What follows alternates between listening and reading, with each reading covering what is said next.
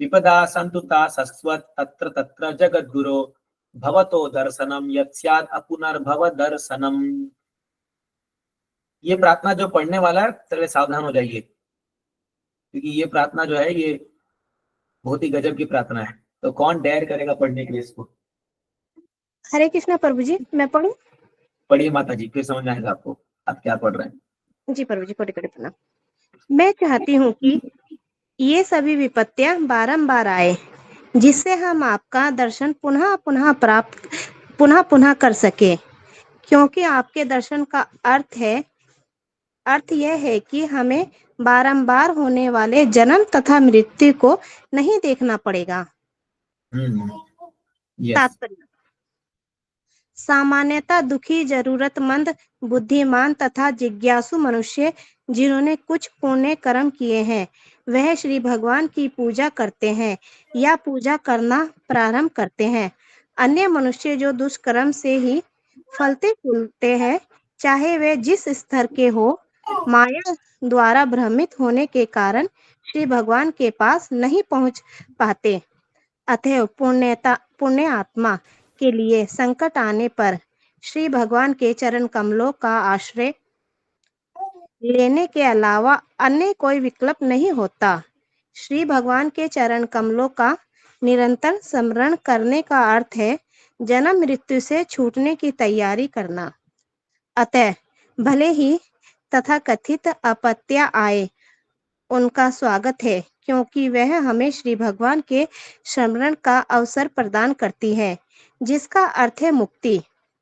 जिसने अविद्या के सागर को पार करने हेतु सर्वोत्तम नाव के समान श्री भगवान के चरण कमलों की शरण ली है, वह उतनी ही सरलता से मुक्त प्राप्त करता है जितनी सरलता से बछड़े के खूर के निशान को लोग लागा जा सकता है। ऐसे मनुष्य भगवत धाम में रहने के अधिकारी हैं और उन्हें ऐसे स्थान से कोई उद्देश्य नहीं रह जाता जहाँ पग पग पर संकट हो। श्रीमद् भगवत गीता में श्री भगवान ने इस भौतिक जगत को आपत्तियों से भरा कष्टप्रद स्थान बताया है। अल्पज्ञानी व्यक्ति इन इंद्रियों के साथ समझौता करने की योजना बनाते हैं, लेकिन वह जानते नहीं हैं कि इस स्थान की प्रकृति ही विपत्तियां भरी है। उन्हें श्री भगवान के उस धाम का बिल्कुल ही ज्ञान नहीं होता जो आनंद से भरपूर है और जहाँ तनिक भी आपत्ति नहीं है। अतः समझदार मनुष्य का यह कर्तव्य है कि भौतिक आपत्तियों से अविचलित रहे, क्योंकि आपत्तियां तो सभी परिस्थितियों में आती ही है। सभी प्रकार की अप्रियहर आपत्तियों का सामना करते हुए मनुष्य को आत्म साक्षात्कार में प्रगति करते रहना चाहिए, क्योंकि मानव जीवन का यही उद्देश्य है। क्योंकि आत्म समस्त भौतिक आपत्तियों से परे है, अतः तथाकथित आपत्तियां मिथ्या बतलाई गई है। सपन में कोई मनुष्य अपने आप को बाघ द्वारा निगला जाता देख सकता है और वह इस आपत्ति के कारण चिल्ला सकता है, किंतु वास्तव में ना तो बाघ रहता है ना आपत्ति, यह तो कोरा सपना है। इसी प्रकार जीवन की सभी आपत्तियां सपन तुल्य कही जाती है। यदि कोई भाग्यवश भक्तिमय सेवा द्वारा श्री भगवान का सानिध्य प्राप्त कर सकता है तो लाभ ही लाभ है। नवधा भक्ति में से किसी एक के द्वारा प्राप्त किए जाने वाला श्री भगवान का सानिध्य भगवत धाम जाने की दिशा में एक कदम आगे बढ़ने के समान है। हरे कृष्ण। थैंक यू माता जी। सो ये जो श्लोक है ये आप केवल शुद्ध भक्तों के मुख से ही आप ऐसी बातें सुन सकते हो। वो क्या कह रही है कुंती महारानी कि भगवान जब हमारे जीवन में संकट थे और क्या क्या संकट थे उन्होंने गिनाया। असत सभा, फिर पांडवों को जलाने का प्रयास किया गया, फिर बहुत सारे अलग अलग आप हम पढ़े थे पिछले श्लोकों में। तो वो बता रहे थे कि भगवान जब ये विपत्तियां हमारे जीवन में थी तब आप हमेशा हमारे साथ खड़े थे। जैसे अक्षय पात्र का जो वो था स्टोरी, जब दुर्वासा मुनि आते हैं तो उनको भोजन, कैसे वो 10,000 शिष्य रहते हैं, भोजन के लिए भगवान बचाते हैं उनको, तो ये बहुत फेमस स्टोरी है।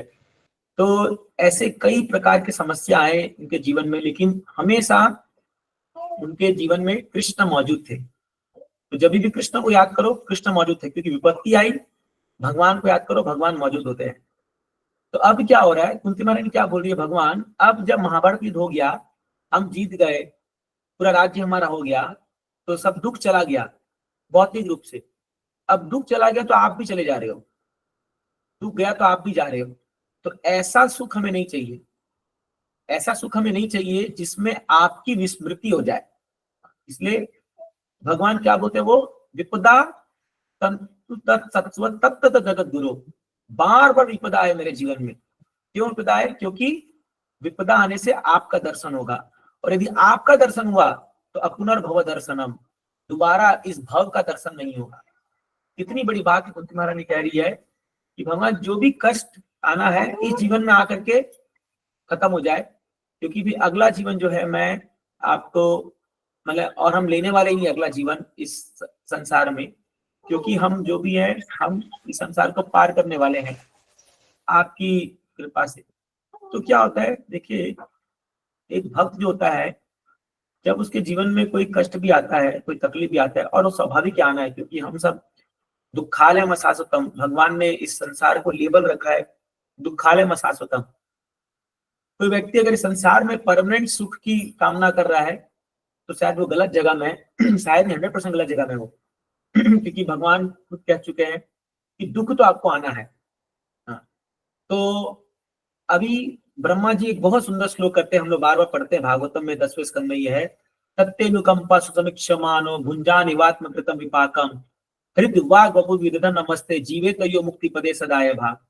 हे भगवान, जो मनुष्य अपने जीवन में आए सभी कष्टों को अपने ही विपाकम, अपने ही द्वारा पकाया हुआ, जैसे मान लीजिए अगर कोई प्रसाद बनाता है, कोई माता कुकिंग करती है और वो खुद जब खा रही है उसको बोलता है तो बहुत बेकार बना है या तो टेस्ट नहीं आ रहा, भाई तुम्हारा ही पकाया हुआ है। तो जब कोई खुद पका करके और उसको फिर दोष धरेगा तो ये तो कौन सी, ये तो बेवकूफी है, क्योंकि तुमने ही पकाया, अगर तुमको टेस्ट किया था तो अच्छे से पकाते। उसी प्रकार हम जो भी कष्ट भोग रहे हैं इस संसार में, जो भी तकलीफ आ रही है, ये खुद का पकाया हुआ है, इसलिए किसको दोष दे, बाकी सब तो इंस्ट्रूमेंट्स है।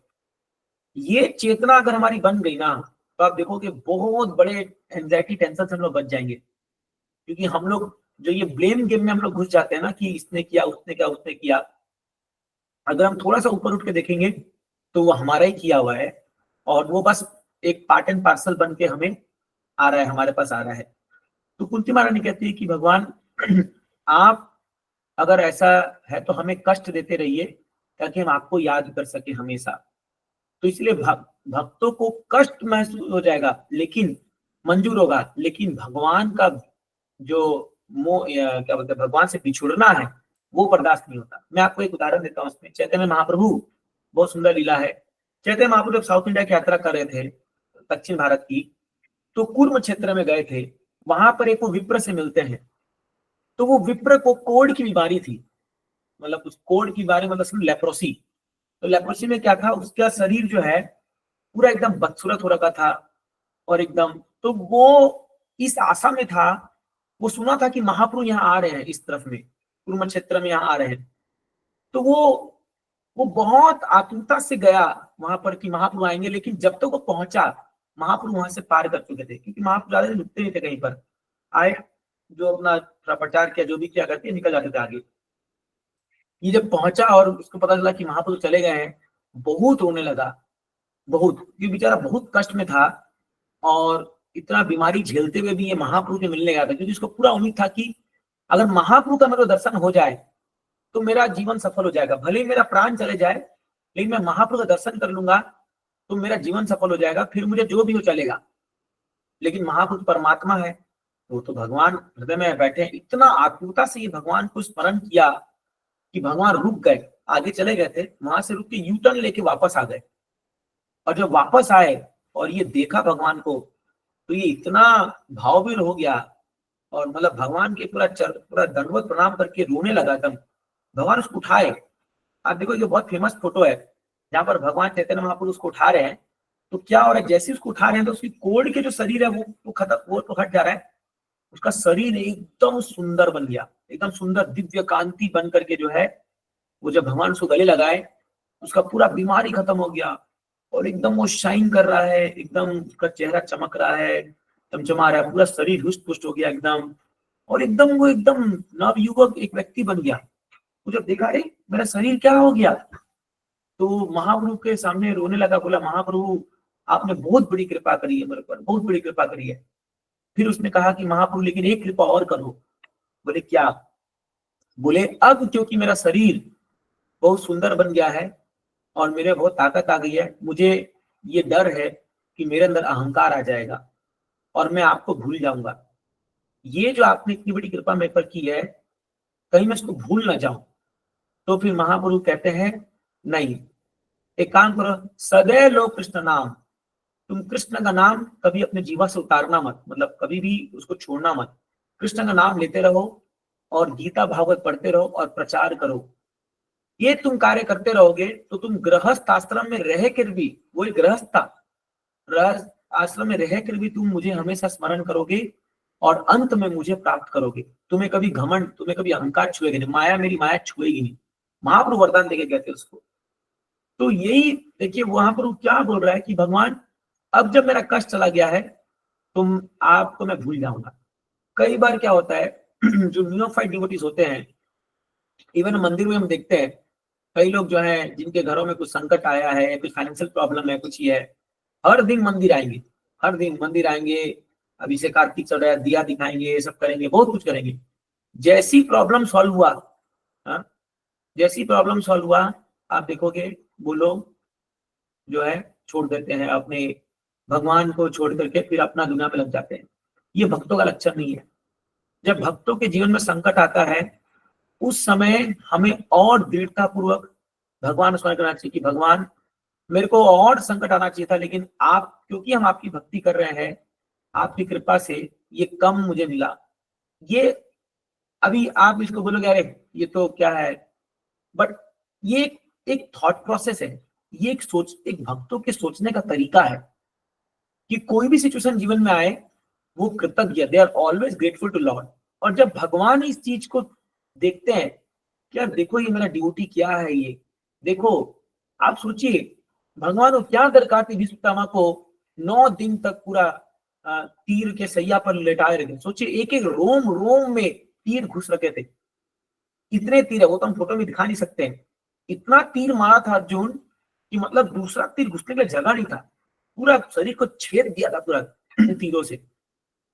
इतना तीर मारा था अर्जुन ने। भगवान ने कहा था, क्यों भगवान ऐसा किए? क्योंकि भगवान पूरे दुनिया को दिखाते थे कि देखो मेरा भक्त जो है वो इतने गंभीर सिचुएशन में भी, हम लोग जीसस क्राइस्ट का एग्जांपल देते हैं कि तो क्रूसिफाई हुए, उनको ठोके। अरे आप भीष्म पितामह एग्जांपल देखो ना, जीसस तो फिर भी कम ठोके गए थे, उनको तो फिर भी खड़ा करके बोले रहे, इनको तो पूरा पूरा भेद दिया गया था पूरा शरीर को।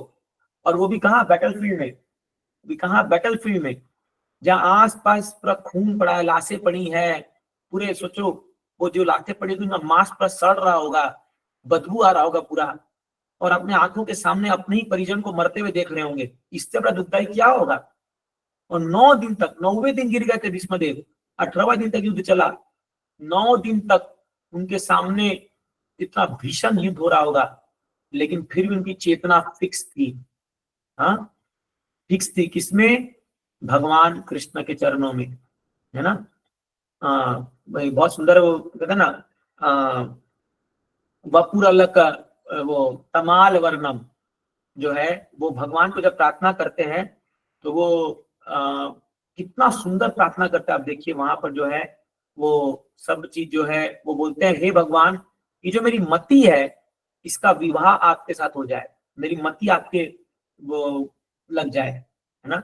तो इसलिए भगवान ये लीला इसलिए कि भीष्मदेव का ये दिखाने के लिए कि मेरा भक्त भले ही बहुत कष्ट स्थिति से गुजर रहा होगा, लेकिन फिर भी वो मेरा स्मरण भूलता नहीं है, वो मुझे याद करता है, वो मुझे कृतज्ञ होता है। और दुनिया को दिखाते हैं कि एक डिवोटी जब परेशानी में आता है तो उसका कॉन्शियस क्या होता है, और एक नॉन डिवोटी आता है तो उसका क्या कॉन्शियस होता है। ये क्लियर स्पष्ट है। इवन हमारे प्रैक्टिसिंग डिवोटीज भी जो है, जब वो लोग when they undergo some difficulties in this, तो उन लोग भी जो है ये चीज हम देख सकते हैं। जनरली जब डिवोटी को तकलीफ आती है तो दे डोंट ब्लेम कृष्णा, हम इतना भक्ति किए, इतना कष्ट क्यों आ गया जीवन में, ये क्यों आ गया, ऐसा कोई नहीं। अगर वो रियली हम सिंसियर डिवोटी है तो they don't tell like this. वो बोलते हैं भगवान हमारी परीक्षा ले रहे हैं एंड लेट अस, हमें ये पास करना है। तो ऐसा में एक परीक्षा पास करते जाएंगे तो हम और क्लोजर होते जाएंगे कृष्णा के, तो हम closer. See we don't have option कि प्रॉब्लम आ रही है कि नहीं आ रही है, but we have option to deal with the problem. Problem सबके जीवन में आएगी, कोई भी इससे बचा नहीं है, but the only difference is how we deal with that problem. तो डिवोटी का डील करना एक अलग तरीके से होता है, एक नॉन डिवोटी का डील करना अलग तरीके से होता है। तो यहाँ कुंती महारानी हमको सिखा रही है कि how to deal with the problems. In fact she is inviting problems, वो प्रॉब्लम इनवाइट कर रही है। But anyhow on a neophyte stage we should not invite problems. एक बार एक ऐसी एक नौसिखिया भक्त जा करके भगवान से प्रार्थना कर दिया, तो अगले दिन से उसके जीवन में पूरी उसकी बैंड बजने लग गई, सब उल्टा सीधा होने लग गया, जॉब चला गया, घर में झगड़ा हो गया, जो है उसके सारे दोस्त उससे छूट गए, ये हो गए। तो एक हफ्ते बाद नहीं, कुछ एक महीने बाद मंदिर आया और अपने काउंसलर के पास आके बोला, प्रभु जी मेरा तो पूरा हालत खराब हो गया है। बोले क्या हो गया? बोले सब कुछ उल्टा चल रहा है। बोले तुमने क्या प्रार्थना किया था भगवान से? बोला मैं कुंती महारानी का किताब पढ़ रहा था, टीचर कुंती, और ये प्रार्थना आया, मैं बहुत इंस्पायर हो गया, मैं जाके भगवान के सामने प्रार्थना पढ़ दिया। अब मुझे क्या पता था भगवान इतना सीरियसली ले लेंगे इसको। तो भगवान सीरियसली ले लिए, पूरी लाइफ की बैंड बज गई है। तो फिर बोलते हैं अरे क्या प्रार्थना करना है वो भी पूछ के किया करो। तो sometimes we should not do exalted प्रार्थना। कई बार लोग भाव में आकर के एकदम वो राधा रानी वाला प्रार्थना कर देते हैं, आश्लिष्यवा पादरताम पिनष्टुमा मादर्शना। अरे बाबा अपना वो लेवल नहीं है अभी, अपना लेवल बेस्ट लेवल है। मैं कल बता रहा था क्लास में, अपनों को क्या प्रार्थना करना चाहिए? अहिनंद तनुजा किंकरम पतिताम विषमे भवाम बुधो कृपया तव पाद पंकज स्थित धूलि सदृश समिचिंतया। हम लोग के लिए सबसे बेस्ट प्रार्थना यही है। शिक्षाष्टकम का 6वां श्लोक है, तो ये सबसे बेस्ट प्रार्थना यही है हम लोग के लिए। ए नंद के तनुज, हे कृष्णा समावधर मैं पतन पतिताम विषमे भवाम बुधो, मैं इस भवाम बुधो इस भव सागर में पतित हो चुका हूं, मैं गिर चुका हूं। यहाँ समावधर कैसे गिरा मुझे पता नहीं है, लेकिन मैं गिर चुका हूं। कृपया तव पाद पंकज, कृपया करके अपने चरण कमलों में स्थित करो मुझे। कैसे स्थित करो? स्थित धूलि सदृश विचिंतया, एक धूल के कण के समान जो है मुझे अपने चरण कमल में स्थान दे दो भगवान। यही मेरी आपसे प्रार्थना है। ये प्रार्थना हमको करना चाहिए। दैन्य प्रार्थना, लालसामयी प्रार्थना, या ये प्रार्थना कीजिए भगवान मुझे हरिनाम में रुचि दीजिए, भगवान मैं भक्तों का अपराध ना करूं, मुझे ऐसा बुद्धि दीजिए, भगवान आपके चरण कमल में मेरा अनुराग बढ़े, ये दीजिए।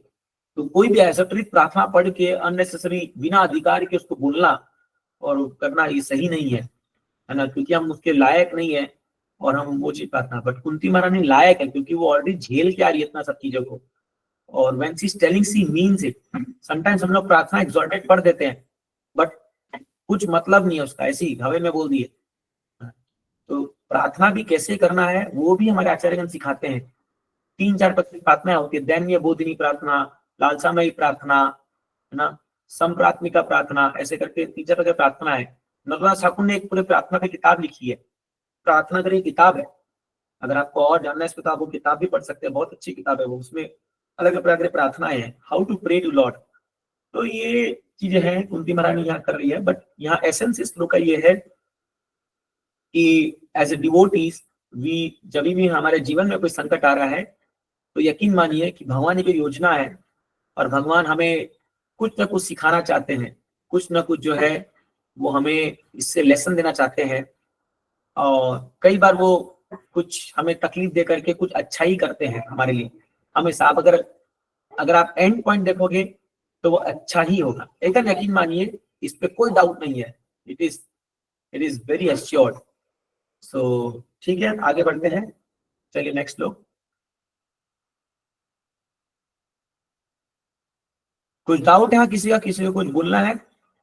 मुझे बहुत इंपॉर्टेंट श्लोक हमने पढ़ा।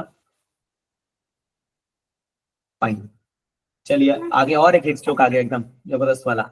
कुंती माता की प्रार्थना आप सबको याद होना चाहिए, सब पढ़ना चाहिए, बहुत फेमस फेमस श्लोक है इसमें। जन्मैश्वर सुतश्री एदमान मद पुमान नैवहार्त्य विधातुम वै त्वामकिंचन गोचरम। क्या फेमस श्लोक है ये सबको याद होना चाहिए। प्रभुपाद जी बार बार कोट करते हैं इस श्लोक को। पढ़िए, कौन पढ़ेगा इसको?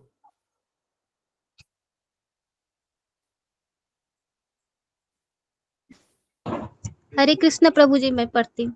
हाँ पढ़िए माता जी। हे प्रभु, आप सरलता से प्राप्त होने वाले हैं, लेकिन केवल उन्हीं के द्वारा जो भौतिक दृष्टि से अकिंचन है, जो सम्मानित कुल, ऐश्वर्य, उच्च शिक्षा तथा शारीरिक सौंदर्य के द्वारा भौतिक प्रगति के पथ पर आगे बढ़ने के प्रयास में लगा रहता है, वह आप तक एक निष्ठ भाव से नहीं पहुंच पाता। तात्पर्य श्री भक्ति वेदांत श्रील प्रभुपाद। भौतिक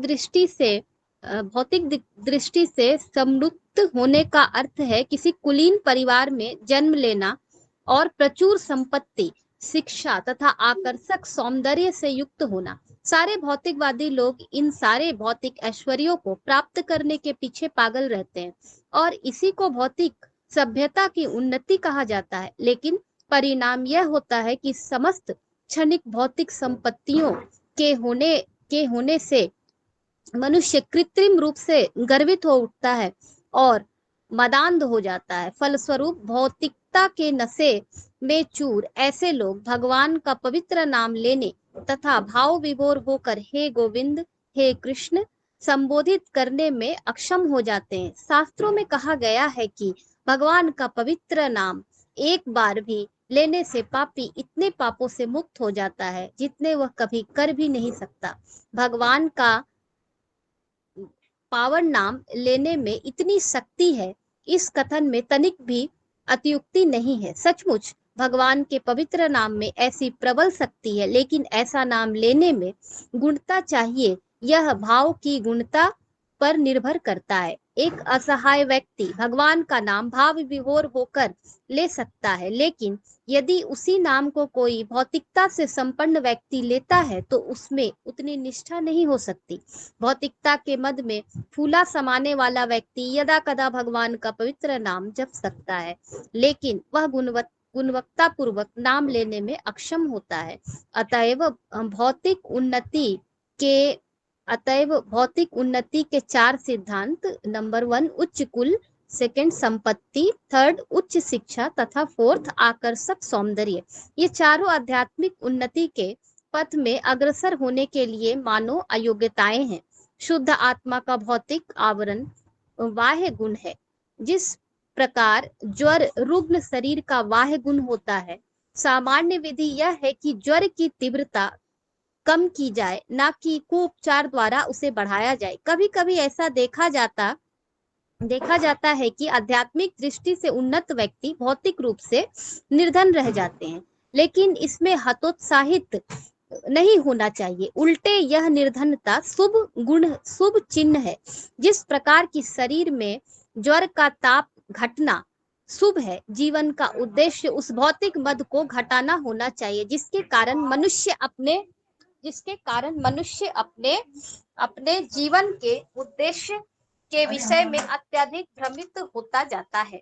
इस प्रकार से मोहग्रस्त व्यक्ति भगवत धाम जाने के लिए सर्वथा उपयुक्त होते हैं। हरे कृष्ण प्रभु जी। थैंक यू माता जी। ये बहुत इंपॉर्टेंट श्लोक है। जन्म ऐश्वर्य सुख श्री, सिंपल इसका मीनिंग है। जन्म मतलब उच्च कुल में जन्म लेना, ऐश्वर्य मतलब बहुत धनवान होना, श्रुतश्री, श्रुता मतलब बहुत एजुकेटेड होना, highly qualified, and Shri means beauty, बहुत सुंदर होना। जन्म ऐश्वर्य सुतश्री एद मान मद पुमान, इसके मान में आके आदमी को मद चढ़ जाता है। मद मतलब अहंकार, प्राइड। जन्म शुद्ध एद मान मद पुमान नैव आर्थुम त्वाम अकिंचन गोचर। इसका मतलब है हे भगवान, आपको केवल अकिंचन लोग ही प्राप्त कर सकते हैं। आगे और एक प्रार्थना आएगा, नमो अकिंचन वित्ताय निवृत्त गुण वित्ताय आत्मरामाय शांताय केवल्य पतये नमः। अकिंचन, अकिंचन मतलब जिनके पास किंचित मात्र भी कोई चीज नहीं है, उसको बोलते हैं अकिंचन। तो यह किंचन बनना इस दुनिया में इतना आसान नहीं है, क्योंकि दुनिया ये चार चीज के पीछे भाग रही है। अब ये फिलॉसफी किसी भौतिकवादी व्यक्ति को बोलो तो पूरा कहीं मानेगा ही नहीं, बट क्योंकि हम सब डिवोटी बनने जा रहे हैं, ड्यूटी बन रहे हैं, हमारे माइंड में होना चाहिए ये चार चीज भक्ति में बाधा का काम कर सकती है अगर इसको प्रॉपरली गाइड न किया जाए। जन्म ऐश्वर्य, क्योंकि इससे क्या होगा, मद आ जाता है, व्यक्ति अहंकार बस पे फिर वो जो है वो भावपूर्वक नाम नहीं ले सकता। जैसे गरीब आदमी जो है वो जितना, जैसे आप देखो कि सुदामा, वाह हम विप्र दरिद्र, जब सुदामा निकलते हैं द्वारका से तो वो एक बहुत सुंदर श्लोक आते हैं, बोलते हैं अरे कहा मैं दरिद्र गरीब ब्राह्मण जिसके पास एक पहनने के लिए कपड़े भी नहीं है, खाने के लिए खाना नहीं है उन्हें, वाह कहा वो राजा कृष्ण द्वारका का राजा, और देखो मुझे क्या सम्मान किया उसने। वो बार बार उसको याद करके रो रहे हैं, बार बार वो चल नहीं पा रहे उसको याद करके कि कैसे कृष्ण ने उनको सिंहासन में बिठाया, उनके चरण धोए और उनके रानियों से उनका सब सेवा कराई, सब किया है। तो ये जो भाव आता है जब हम लोग अपने आप को दरिद्र मानेंगे, तब जाके हम ये फीलिंगली भगवान को कॉल कर पाएंगे। अदरवाइज अगर किसी को अपने धन का या अपने उच्च जन्म का या अपनी सुंदरता घमंड रहेगा तो भगवान को फीलिंगली कॉल नहीं कर पाएगा। आप शास्त्र में उदाहरण देख लो, जितने भी लोग जो हैं वो लोग यही प्रार्थना करते हैं कि भगवान हम एकदम दीनहीन, हम एकदम I am fallen, most fallen, ये भाव। कविराज गोस्वामी चैतन्य में क्या लिखते हैं, सोचिए 95 वर्ष की उम्र में वो जो है वो चैतन्य चरितामृत लिख रहे हैं बैठ करके वहां पर। और जानो सर हमारे बैठे कोई दिक्कत नहीं है, कोई डिस्टर्ब नहीं था। हमारे आज क्लास में जो है हमारी गौरांगी माता जी साक्षात विराजमान है, तो आपको जो थोड़ी थोड़ी आवाज आ रही होगी इसलिए, तो ये कोई दिक्कत, आप इसको बेयर की जा रहा है, कोई दिक्कत नहीं है।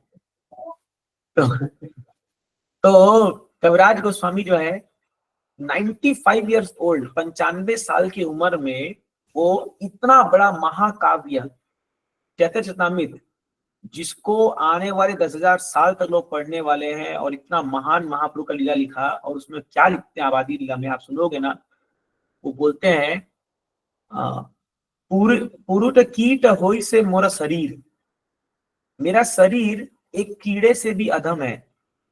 और वो क्या बोलते हैं, जो व्यक्ति मुई तो पापिष्ठ जगाई मदाई, पूरा श्लोक याद नहीं रहा लेकिन उसका मतलब है कि मैं जगाई मदाई से भी बड़ा पापी हूं। और बोलते हैं कि जो व्यक्ति मेरा नाम भी ले लेगा उसका सारा पुण्य खत्म हो जाएगा, ये वो लिखते हैं। और ऐसा प्रभा लिखते हैं वहां पर तात्पर्य में कि ऐसा नहीं कि वो खाली एक फॉल्स ह्यूमिलिटी के नाम पर खाली लिख रहे हैं, वहां पर वो इसको मीन कर रहे हैं कि मैं इतना पापी हूं कि मेरा कोई नाम ना ले दे। सोचिए ऐसे महान भक्त बताते हैं, कविराज गोस्वामी जब राधा कुंड में बैठे थे ना, उनके हृदय में राधा कृष्ण लीला स्फुरित होती थी, और उन्हें गोविंद लीलामृत करके एक किताब लिखी है। मेरे पास वो किताब है, मतलब किसी ने मुझे दी है, और मैं खाली उसका 1-2 पेज पढ़ा, खाली जस्ट देखने के लिए क्या है ये, मैं बंद करके रख दिया। उस किताब में जो esoteric past time Radha Krishna लिखा है, अपन उसको कॉम्प्रेंड ही नहीं कर पाएंगे। इतनी महान महान लीला भगवान की लिखी हुई है, फिर अपना तो स्तर नहीं हो पढ़ने के लिए। बट पॉइंट ये है कि देखिए जो आदमी, जो व्यक्ति इस स्तर पे है, वो क्या सोच रहा है अपने बारे में कि कोई मेरा नाम ले लेगा तो वो अपवित्र हो जाएगा और मैं जगाई मदाई से पापी हूं। जैसे हम लोग कभी अजामिल का पास्ट टाइम पढ़ते हैं तो हमारे मन में आता है इतना पापी तो मैं नहीं हूं, अजामिल जितना तो मैं नहीं किया, वो तो 10-10 वैश्या ला करके पाला था, हम तो एटलीस्ट हम तो भोले वाले भी, हम तो सब नियम पालन कर रहे हैं, 4 नियम पालन कर रहे हैं, हम लोग बहुत महान है हम लोग। तो क्या होता है, वो सूक्ष्म अहंकार अपने मन में रहता है इस चीजों का। तो इसीलिए क्या है, जब तक हम अपने आप को बहुत कनिष्ठ या एक अधम से नहीं मांगेंगे, वो फीलिंग ही नाम जप नहीं कराएंगे। कई लोग जब ये बहुत पूछते हैं कि हम फीलिंग नाम जप कर कैसे करें, नाम में ध्यान कैसे लगे, ये है उसका सीक्रेट। त्रिनाथ अपनी सुनिचिना तरोर अपनी सही सुना, अमानी न मान्यता कीर्तन सदा हरि। बहुत डिफिकल्ट है, लेकिन जब तक ये नहीं आएगा तब तक सदा हरि कीर्तन का नाम, भगवान का नाम नहीं होगा, हरि का कीर्तन नहीं होगा अच्छे से, क्योंकि यही क्वालिफिकेशन है। हम लोग जब पहली बार सिद्धाश्रम पढ़े, जब इसका मैं मतलब पढ़ा, मैं बोला ले गया, अब तो ये तो मतलब बहुत ही इम्पॉसिबल है हम जैसे लोगों के लिए, मतलब इतना विनम्र। But at least we can try, at least हम वो एस्पायर कर सकते हैं कि कब हम वैसे भाव को रखे तब नाम। क्योंकि क्या है, ये मत सोचिए कि अगर हम इतने विनम्र होंगे हमको क्या मिलेगा, फिर जो टेस्ट मिलेगा ना हरि नाम में, वो इस सारी विनम्रता को पूरा, मतलब जो हम लोग, आपको लगे कि हमारे पास अत्याचार हो रहा है, ये हो रहा है, वो सबको मेकअप कर देगा, जो ब्लिस हम पाएंगे हरि नाम में। बट बिकॉज जो है कि अभिमान जो बैठा हुआ है हमारे सिर पर, ये हमको नाम जपने नहीं देता है। जन्म ऐसे सुतश्री, इसलिए अच्छा है कि हम लोग जो है बड़े बड़ी खानदान में जन्म नहीं लिए या बड़ा ज्यादा पढ़ाई नहीं किए। जैसे अभी मैं खाली ग्रेजुएट किया और मेरे सारे भाई बहन लोग पोस्ट ग्रेजुएट कर लिए, तो मैं भी बीच में सोचा था कि मैं पीएचडी करूंगा, क्योंकि हमारे मंदिर में क्या है, कुछ 2-4 लोग हैं जो लोग पीएचडी को बहुत वैल्यू करते हैं। पीएचडी करते हैं, अपने आगे डॉक्टर भी लगा लेते हैं आजकल, नाम क्या है, डॉक्टर डॉक्टर डॉक्टर। हम लोग दास बनने जा रहे हैं, उधर डॉक्टर लगा रहे। तो कई लोग हैं, 2-4 लोग अभी से, तो क्या है कि मेरे भी मन में आ गया कि पीएचडी कर लेते हैं और फिर हमारा तो प्रोफेसर लग जाएगा, सामने डॉक्टर लग जाएगा, फिर हम कॉलेज में जाएंगे, एकदम बढ़िया ठाट बाट से लेक्चर देंगे, ये करेंगे। फिर मैं सोचा, अरे यार ये क्या करने जा रहे हैं हम लोग, हम क्या बनने आए थे, हम दासानुदास बनने आए थे, और यहाँ हम उपाधि का एक और अपने सिर पे वो ताज रखने वाले। ऑलरेडी हम डूब रहे हैं, ऑलरेडी हम इस संसार में डूब रहे हैं, उसके ऊपर और एक लोहे का, नहीं या गोल्ड का, लोहा का जो भी है, एक उसके ऊपर हम क्राउन, सरताज रखने जा रहे हैं अपने सिर पर, और डूब जाएंगे। और ये हो रखा है इवन डिवोटीज में भी, बुरा मानेगा लेकिन डिवोटीज में भी ऐसा है। Now they feel very privileged कि लोग हमें, इसलिए कई लोग आजकल दास नहीं बोलते अपने नाम के आगे। When some people, of course there are some reasons, कहीं की जगह पर जैसे कोई एजुकेशन प्लेटफॉर्म वो सब में हटाना पड़ता है, वो एक अलग कारण है। लाइक फॉर एग्जाम्पल चैतन्य चरण प्रभु जो है वो दास नहीं थे, क्योंकि उसके पीछे कारण है। बट आजकल बहुत लोग ऐसे हो गए हैं जो लोग ये दास प्रिफर नहीं करते लिखना अपने नाम के आगे, because they don't feel so, उनको लगता नहीं कि हम दास है। जबकि जब गुरु महाराज नाम देते हैं तो एकदम जोर से बोलते हैं और ये चैतन्य दास, क्योंकि दान के महाराज बहुत तेज बोलते हैं दास, क्योंकि वो फील कराते हैं कि you are servant now, you should feel that I am servant of everyone. तो ये, और इवन क्या, इवन भक्ति में भी जो है धीरे धीरे जब हमारा पद बढ़ता है, लोग बड़ा सम्मान देते हैं, गालें पहनाते हैं, तारीफ करने लग जाते हैं लोग, तो ये भी जो है सिर पे चढ़ जाता है और फिर हमारी खुद की भक्ति का बड़ा हानि हो जाता है। तो इनसे से बचना होगा। अगर रियली हमको रियली शुद्ध नाम जप करना है, भगवान का रियली भक्ति को प्राप्त करना है, तो ये अकिंचन बनना पड़ेगा। अकिंचन मतलब आई पोजेस नथिंग, मेरा कोई संपत्ति नहीं है। जैसे आप परम पूज्य गोपाल महाराज का वसीयत में हम पढ़ते हैं ना, उन्होंने लिखा था I have nothing, nothing belongs to me. तो ये महाराज कल ऐसे नहीं बोल रहे, ही रियली मेंट इट, और उन्होंने वो लिखा। तो इसलिए क्या है कि ये बहुत ऊंचा स्तर है ये चीजें, ये आप सब फील करोगे जैसे जब भक्ति में बढ़ेंगे ना, तो कैसी सब बाधाएं एक एक आती है, सब हमको समझ में आएगा और हमारे भक्ति में वो बन जाती है। इसलिए to become servant of servant it requires really humility, great humility, and one should aspire for it, कि भगवान कब वो दिन आएगा जब मैं रियली फील करूंगा आई एम सर्वेंट ऑफ सर्वेंट, तब जाकर के हम ये नाम रस को ले पाए, चख पाएंगे हम लोग, और हम लोग उसको आस्वादन कर पाएंगे। ठीक है, तो विल मूव नेक्स्ट। एक और तो पढ़ लेते हैं थोड़ा सा, मैं किसी को कुछ पूछना या ऐड करना है वेरी इंपॉर्टेंट श्लोकास, कोई डिस्कशन है तो बोलिए, अदरवाइज विल मूव फॉरवर्ड। एक और श्लोक पढ़ लेते हैं। यस, हाँ देखो नेक्स्ट श्लोक आ गया। नमो किंचन वित्ताय निवृत्त गुणवृत्तये आत्म रामाय शांताय कैवल्य पतये नमः। ब्यूटीफुल प्रेयर, ये सब याद कर सकते हैं। पढ़िए। हाँ पढ़िए, सूर्य सिंह गोली पढ़ेंगे। मैं निर्धनों के धन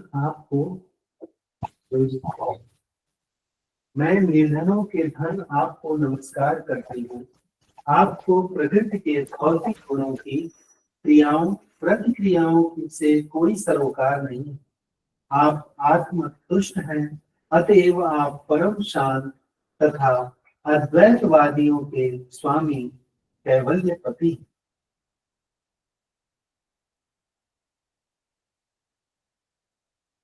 तात्पर्य,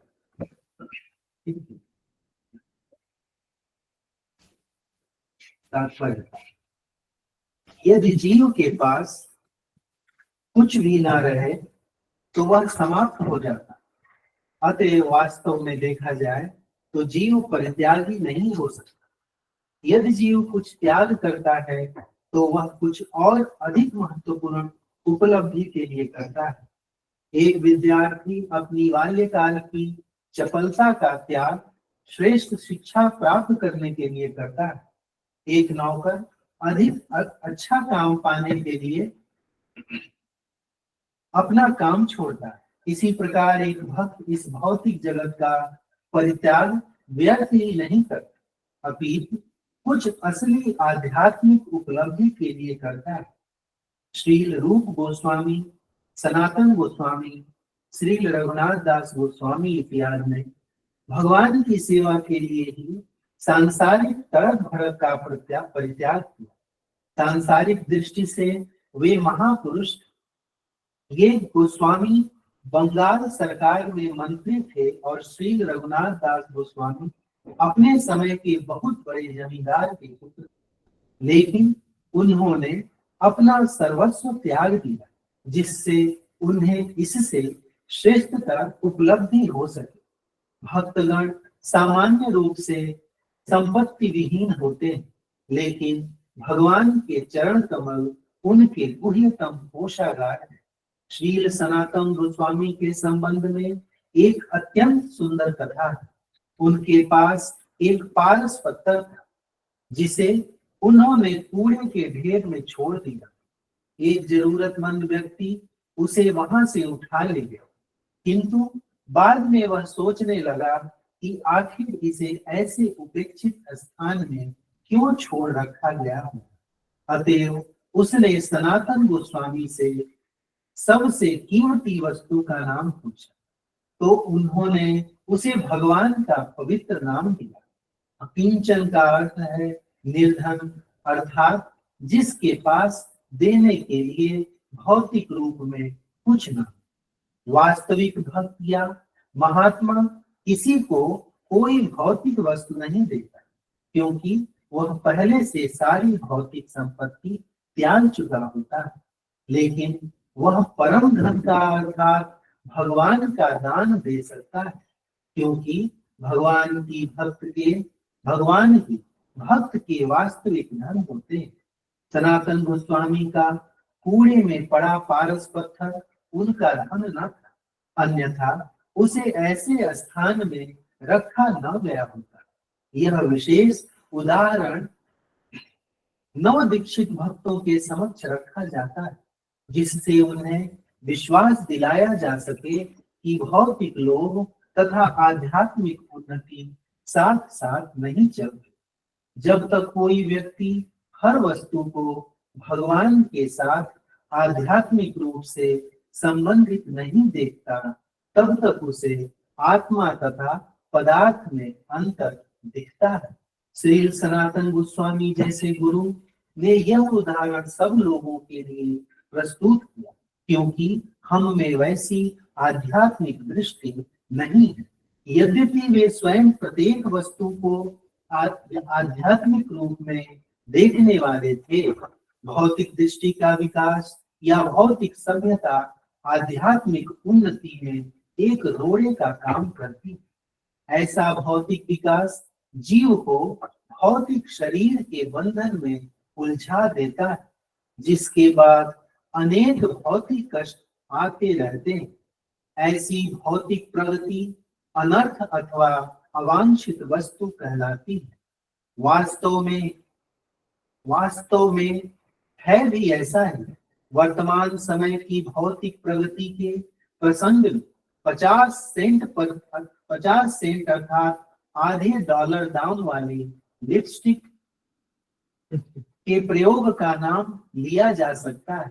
ऐसी अनेक अवांछित वस्तुएं हैं जो देहात्म बुद्धि से प्रसूत है। ऐसी अनेक अवांछित वस्तुओं की ओर मन लगाने से मनुष्य की शक्ति व्यर्थ ही नष्ट होती है और आत्म साक्षात्कार भी प्राप्त नहीं होता, जो मानव की प्रमुख आवश्यकता है। चंद्रमा तक पहुंचने के प्रयास दूसरा उदाहरण है, जिसमें शक्ति का अपव्यय होता है, क्योंकि यदि चंद्रमा तक पहुंच भी लिया जाए तो भी जीवन की समस्याएं हल होने वाली नहीं। भगवान के भक्त अकिंच कहलाते हैं, क्योंकि उनके पास व्यावहारिक रूप से भौतिक संपत्ति नहीं होती। ऐसी भौतिक संपत्ति प्रकृति के 3 गुणों का प्रतिफल है। वे आध्यात्मिक शक्ति को व्यर्थ कर देते हैं। अतएव हमारे पास जितनी ही कम भौतिक वस्तुएं होंगी, उतना ही अधिक अवसर हमें आध्यात्मिक प्रगति के लिए प्राप्त हो सकेगा। पूर्ण पुरुषोत्तम भगवान का भौतिक कार्यकलापों से किसी तरह का प्रत्यक्ष संबंध नहीं होता। उनके सारे कर्म जो इस भौतिक जगत में भी प्रदर्शित होते हैं, आध्यात्मिक होते हैं और भौतिक प्रकृति के गुणों से राग विहीन होते हैं। भगवत गीता में भगवान कहते हैं कि उनके सारे कर्म, यहाँ तक कि इस जगत में उनका आविर्भाव तथा तिरोधान भी दिव्य है, और जो इसे ठीक से जान लेता है वह इस जगत में फिर से जन्म न लेकर भगवत धाम को वापस जाता है। भव रोग का कारण प्रकृति पर प्रभुत्व जताने की लालसा है। यह लालसा प्रकृति के 3 गुणों की अंतःक्रिया के फलस्वरूप है, और न तो भगवान न ही भक्तगण ऐसे मिथ्या भोग के प्रति आसक्त होते हैं। अतएव भगवान तथा भक्त निवृत्त गुण वृत्ति कहलाते हैं। पूर्ण निवृत्त गुण वृत्ति तो परमेश्वर है, जो प्रकृति के गुणों द्वारा कभी आकृष्ट नहीं होते, लेकिन जीवों में ऐसी प्रवृत्ति पाई जाती है। इनमें से कुछ भौतिक प्रकृति के मोहाकर्षण में फंस जाते हैं। चूंकि भगवान भक्तों की संपत्ति है और भक्तगण उसी तरह भगवान की संपत्ति है, अतएव भक्तगण भी निश्चित रूप से प्रकृति के गुणों से परे होते हैं। यह एक सीधा सा निष्कर्ष है।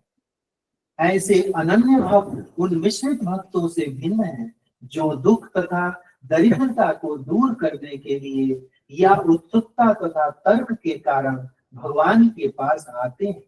अनन्य भक्त तथा भगवान का एक दूसरे से दिव्य संबंध होता है, लेकिन अन्यों के लिए भगवान के पास कुछ लेन देन नहीं होती।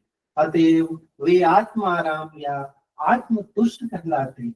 आत्माराम होने के कारण वे समस्त अद्वैतवादियों के स्वामी हैं, जो भगवान के अस्तित्व में एकाकार हो जाना चाहते हैं। ऐसे अद्वैतवादी भगवान के व्यक्तिगत तेज में एकाकार हो जाते हैं, जिसे ब्रह्म ज्योति कहते हैं।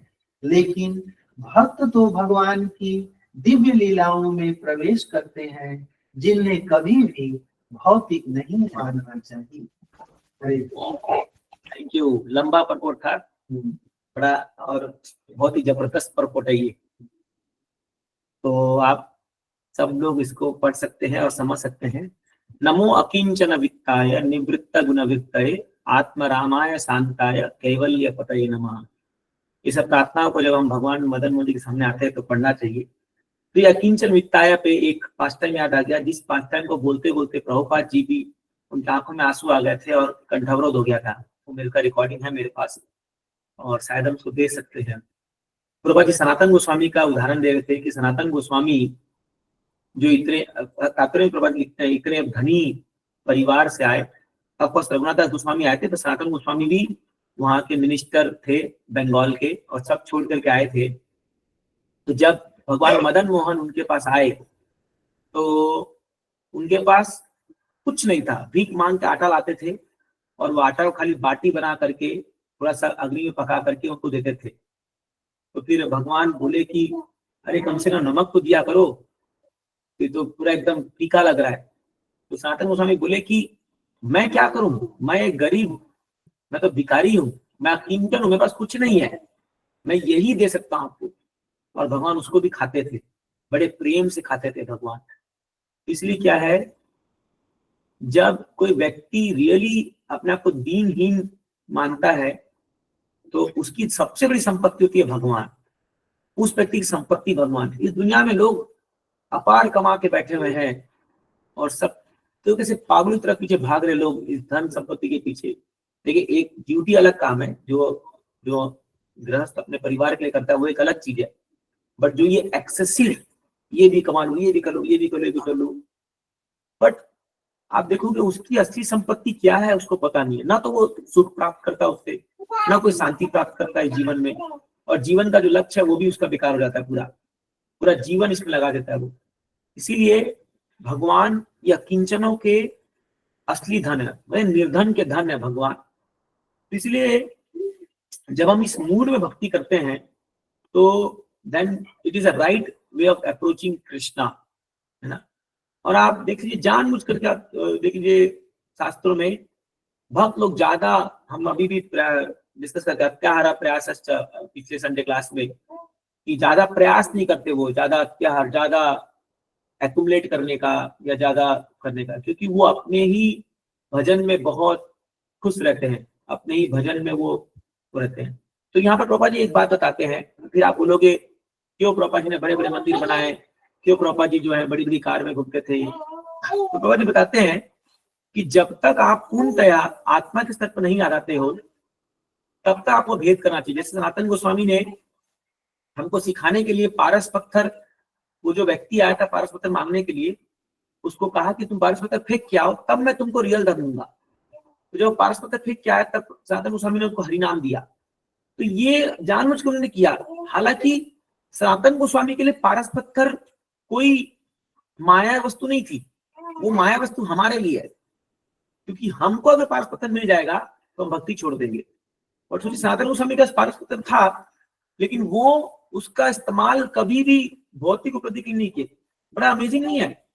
सोचिए, वो मदन मोहन मंदिर भीख मांग के बनाए, मतलब अगर वो चाहते तो पारस पत्थर यूज करे, कितना सोना बना करके मंदिर बना सकते थे, कई मंदिर, बट वो कभी यूज नहीं किया उसको, क्योंकि उनको उससे कोई मतलब नहीं था। तो पॉइंट यहाँ पर ये है कि we can also tell that कि हम भगवान की सेवा के लिए कर रहे हैं, भगवान की सेवा के लिए कर रहे हैं, बट अगर हमारा वो अधिकार नहीं है गुरु की आज्ञा से, हम लाइकलीहुड है कि माया में फंस जाएंगे। इसलिए कई बार जब बहुत धन हो जाता है लोगों के पास और उनको पता नहीं है कैसे यूज करना है, या कोई ब्राह्मण, प्योर ब्राह्मण उनको गाइडेंस देने वाला नहीं है, वो धन उनके पतन का कारण बन जाता है।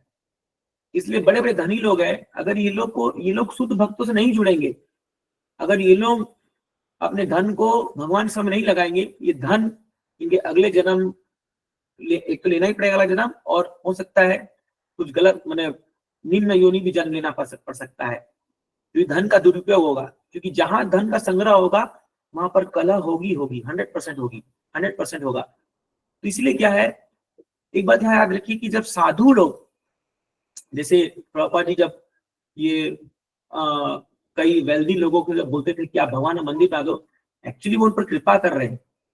और वो क्योंकि प्रभुपाद जी ने सभी मंदिरों को भगवान की सेवा, लेकिन आज प्रभुपाद जी इतने मंदिर बनाए, उनसे कितना प्रचार हो रहा है, कितना भगवान का नाम हो रहा है, कितने गीता भागवत बढ़ रहे हैं, ये सब हो रहा है।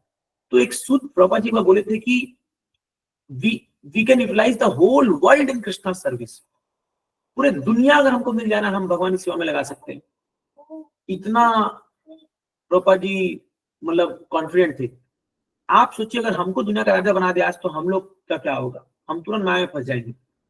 हम लोग एकदम, जैसे वो यमुनाचार्य का एग्जाम्पल आता है ना, वो राजा बन जाता है तो पूरा माया, हमारा अधिकार नहीं है। इसीलिए साधु संतों की दरकार होती है, जो लोग रियली निर्लिप्त हैं, जो लोग रियली भगवान की सेवा में रत हैं, उनको आप 1 करोड़ रुपए दोगे ना और उनको बोल दो कि तुम अपनी माला छोड़ दो, वो माला नहीं छोड़ेंगे।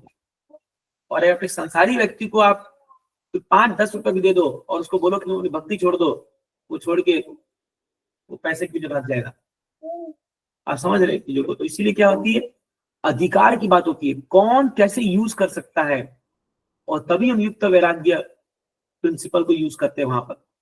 हर कोई व्यक्ति सक्षम नहीं है कि वो धन को भगवान की सेवा में लगा देगा। इट इज नॉट अ धन मतलब माया देवी, माया देवी को यूज करना मजाक नहीं होता है, भगवान की सेवा में लगाना, उसके लिए भी क्वालिफाइड व्यक्ति चाहिए। तो इसलिए प्रभुपाद जी ने ऐसा क्वालिफाइड सिस्टम बनाया है जहां पर हम माया देवी को भी जो है भगवान की सेवा में लगाते हैं, तभी वो शांत बैठती है। और अगर कृष्ण की सेवा में नहीं लगी ना, वो तांडव मचा देगी। इसलिए इवन भक्तों के जीवन में भी हाहाकार मच जाता है अगर वो केयरफुली, अगर उनका चेतना एकदम फिक्स नहीं है भगवान की सेवा में। और वो इसीलिए कभी कभी हम लोग को क्या होता है, इवन हम इस्कॉन में है, हमें बहुत सुविधा मिलती है, बहुत गाड़ी है, ड्राइवर है, ये है, खाना पीना सभी है, ध्यान नहीं देंगे ना, अगर अपनी साधना नहीं करेंगे, जप नहीं करेंगे, मंगल आरती नहीं करेंगे ना, ऑल डाउन हो जाएगा। देखा गया है भक्तों का ऐसे होते हुए। कई बार लोग कहते हैं अरे प्रभु जी तो डिवोटी था, कैसे ऐसे कैसे हो गया, ये ऐसे गड़बड़ काम कैसे कर दिया, ऐसे कैसे हो गया? क्यों? क्योंकि उस व्यक्ति ने माया देवी को गंभीरता से नहीं लिया, उसने लूजली पकड़ लिया, उसने सोचा कि ये क्या होगा मेरे पास। इसलिए हमारा माइंड एकदम ये होना चाहिए कि for what we are using. Prabha ji खुद लिखते हैं, ISKCON is not meant for sleeping and eating. ये खाली खाने के लिए, सोने के लिए नहीं है। Here one has to work very hard, मेहनत करो और अपना पूरा एक जो दाना हम खाते हैं यहाँ, चाहे मंदिर का हो, जैसे भी हो, या हम किसी मान लो कोई प्रोग्राम में गए, किसी गृहस्थ घर में गए, we have to give that much Krishna consciousness.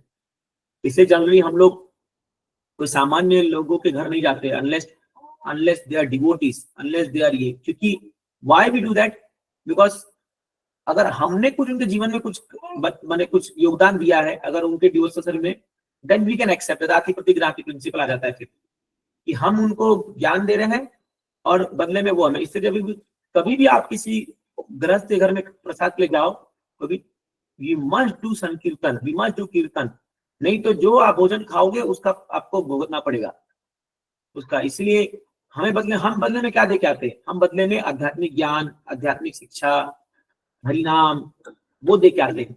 और जो हमें प्रसाद खिलाते हैं, आपको दक्षिणा देते हैं, तो ये आदान प्रदान होता है, ये समझ। बट कोई मान लो कोई ब्रह्मचारी है, वो सीधा बोले हाँ प्रभु जी ये बनवा देना घर में, माता जी पिज्जा बना दे, मैं आ रहा हूँ खाने के लिए, खाली गया प्रसाद खा के आ गया, giving give any spiritual knowledge, कोई कीर्तन नहीं हुआ या कुछ ज्ञान नहीं दिया, तो वो पचा नहीं पाएगा उस चीज को, आधा पेट खराब होगा, वो तो वैसे भी होना ही है, और नहीं तो फिर जो है उसका रिएक्शन आएगा। इसलिए बहुत जरूरी है कि हम हमेशा कृष्णा कॉन्शियसनेस को सेंटर में रखें, कृष्ण को केंद्र बना के रखें, तब हम इन चीजों को जो है हम जो है ले पाएंगे। इसलिए क्योंकि आप देखिए इस्कॉन मंदिर में हम लोग इतने सारे लोग डोनेशन देते हैं, सब आ रहा है, ये इट इज नॉट गुड कि हम लोग बार बार जो है, ऑफकोर्स ये क्लास ब्रह्मचारी के लिए बनना चाहिए, लेकिन मैं भी बता रहा हूँ we have to work hard. हमें इसके बदले में समाज को भक्ति सिखाना है, देना है, हमें अपना खून पसीना एक लगाना है, नहीं तो हम खा पी के सोएंगे खाली तो फिर हमारा पतन हो जाएगा, फिर बहुत दिक्कत आ जाएगी। इसलिए जब भी हम भगवान ने कोई भी संपत्ति को यूज कर रहे हैं, you should be very careful कि हम उसको फुल्ली कृष्ण की सेवा में लगा रहे हैं और कृष्ण को अर्पण कर रहे हैं। इसलिए कभी कभी मैं यहाँ पर कई बार आप मतलब मैंने यूथ तो रहता है, जो लोग सेवा में थे, मैं बहुत डांटता हूँ लोगों को। कभी क्यों? मुझे बर्दाश्त नहीं होता कि अगर कोई भी चीज, एक भी चीज अगर घूम जा रही है या मिसप्लेस हो जा रही है, वो भगवान की सेवा की चीज है। चाहे एक माइक हो, चाहे वो एक ईयरफोन हो, चाहे वो कुछ भी चीज हो, क्योंकि हमें वो भगवान की कृपा से मिला है और हमें उसका पूरा अंदर पंजर निकलने तक उसको सेवा में लगाना है। तो इसीलिए मैं जनरली बहुत गुस्सा होता हूँ ऐसे लोगों पर जो केयरलेस होते हैं, जो चीजों को इधर उधर फेंक देते हैं या ध्यान नहीं रखते हैं। तो कई बार होते हैं अरे प्रभु जी तो बहुत सस्ता और ले लेंगे। अरे आपको मैं एग्जांपल देता हूँ, एक बार जस्ट मैं एग्जांपल दे खत्म कर रहा हूँ। कितना कौन राधेश्याम प्रभु जी आइडियल ब्रह्मचारी हैं, तो मंदिर से हम लोग को रेजर ब्लेड मिलता है शेविंग करने के लिए। तो आजकल तो वो वाला आ गया है जो लग जाता है, जिलेट वाला जो आता है वो लग जाता है। पहले वो घुमा करके उसमें ब्लेड लगती थी, ब्लेड जो पूरी ब्लेड होती थी ना 7 o'clock की आती थी वो ब्लेड वो बड़ा खतरनाक था, बार बार हाथ करता था हमारा उससे। तो प्रभु जी क्या करते थे कि उसको आधा तोड़ते थे, आधा तोड़ के लगता है वो। तो एक बार प्रभु जी शेविंग कर रहे थे और अपने असिस्टेंट को बोले कि मेरा ब्लेड का लेके आना। तो वो क्या किया, वो ना नया पैकेट ले आया, नया वो पूरा ले आया ब्लेड। तो प्रभु जी ने कहा नया क्यों लेके आया तू, वो जो आधा बचा हुआ था ना। बोले प्रभु जी तो फेंक दिया। अरे वो तो ऑलरेडी आप आधा था, पूरी टूटा हुआ था, क्या फर्क पड़ता है नया, मेरे आप प्रेसिडेंट हो, मतलब ऐसा भाव था उसका कि आपके लिए इतना डांटे उसको प्रभु जी। उसको वहीं खड़े को बहुत डांटे, बाथरूम के बाहर ही डांटे उसको। बोले ये आधा ब्लेड जो है ना, ये प्रभुपाद जी की संपत्ति है। प्रभुपाद जी ने इस इस्कॉन को बनाने के लिए खून पसीना लगाया है, एक एक रुपया उन्होंने भीख मांग मांग के लाया है। ये आधा ब्लेड का कर चुकाने के लिए मेरे को दोबारा जन्म लेना पड़ेगा। तो बोले तुम जिम्मेदार बनोगे इसके। सोचिए ये कॉन्शियसनेस है। अभी ये तो बहुत एक्सट्रीम एग्जांपल है, हम लोग तो उतना नहीं कर पाते हैं, बट ऐसा चेतना होना चाहिए कि हम जो भी यूज कर रहे हैं वो प्रभुपाद जी की संपत्ति है। प्रभुपाद जी उसको बिल्कुल कर, इसलिए मुझे वेस्टेज बर्बाद मुझे पसंद बिल्कुल पसंद नहीं है। We can't waste any single thing. एक बार मैं कुछ चावल के दाने, मतलब हम वॉइस डेज में, मैं प्रभु जी ने मुझे कहा था, कुकिंग कर रहे थे मेरे काउंसलर, वो चावल मंगाए, मैं चावल लेके आया खरीद के बाहर में, और हमने चावल खाली किया तो वो कुछ प्लास्टिक में कुछ 2-4 दाने रह गए थे। तो मैं जाके उसको झाड़ दिया डस्टबिन के ऊपर, तो चावल वो हो गया। प्रभु जी मेरे को देखे, बोले क्या क्या तुमने ये, मतलब प्रभु जी थोड़े ही तो बचे थे, ये कौन सा ये। बोले तुम ये दाना वेस्ट कर रहे हो, इसके बदले में तुमको तुम्हारा एक मील कट हो जाएगा, तुमको कभी भूखा रहना पड़ेगा एक बार में। बोले you can not waste like this. ये चेतना की बात है। आप बोलोगे प्रैक्टिकली प्रभु जी ये पॉसिबल नहीं है, प्रैक्टिकल बात छोड़िए, चेतना ऐसा होना चाहिए कि हमारा प्रयास होना चाहिए एक भी चीज वेस्ट ना हो, क्योंकि सब चीज भगवान की संपत्ति। ये जब हम चेतना फॉलो करेंगे, then we will directly advance in our consciousness, and then we will realize what is the value of money, what is the value of time, इन चीजों को। तो इसलिए यह त्याग से बचना चाहिए, और जो भी चीजों भगवान की सेवा में लगाइए तो हम आगे बढ़ पाएंगे। ठीक है, थैंक यू सो मच। समय हो चुका है तो अभी यहीं पर विराम देंगे। और अभी ये अभी जो वेडनेसडे क्लास है, मे बी और 2-3 हफ्ते बाद होगा, क्योंकि अभी नेक्स्ट वेडनेसडे भी क्लास नहीं हो पाएगी, और फिर यात्रा आ रही है। और ये शनिवार को मंदिर में हमारा गोवर्धन फेस्टिवल है, और पनवेल में भी हमारा फेस्टिवल है। अगर आप मंदिर नहीं आ पाओ कोई कारणवश, चिंता मत कीजिए, शाम को पनवेल आ जाइए। आप सब लोग पनवेल आ सकते हैं। पनवेल में हम बढ़िया से पूरा दिवाली, दीपोत्सव और गोवर्धन फेस्टिवल मना रहे हैं। तो वहां पर गोवर्धन की कथा भी करेंगे और पूरा अन्नकूट ऐसा फेस्टिवल करने वाले हैं। अब वो पनवेल इस पर डिपेंड करता है कैसे करेंगे, वो मुझे खाली कथा देना है, तो बाकी वो लोग मैनेज करेंगे। बट आप लोग वहां आ सकते हैं। और आने वाली 5 तारीख को प्रभुपाद जी का तिरुभाव दिवस है, मंगलवार को। तो वही बहुत सुंदर कार्यक्रम है, और इसमें भी आप भाग ले सकते हैं। इस संडे क्लास नहीं होगी, इस संडे भी हम क्लास स्किप कर रहे हैं, क्योंकि यात्रा की बहुत तैयारी करनी है। हमने कुछ हुआ नहीं अभी, तो इसलिए, और वैसे भी त्योहार चल रहा है। तो आप सब लोग दिवाली मनाएंगे कल परसों जब भी, लेकिन सेफली मनाइए और कृष्णा कॉन्शियस होकर दिवाली मनाइए। तो ये आप सबसे अनुरोध है। सबका ना आता कि यात्रा में आ सकते, ऐसा बम मत फोड़ लीजिएगा पतला कि गया सब। तो इसीलिए सावधानी से बरतिए, और सबको happy Deepavali. Thank you so much. Hare Krishna. Srila Prabhupada की जय।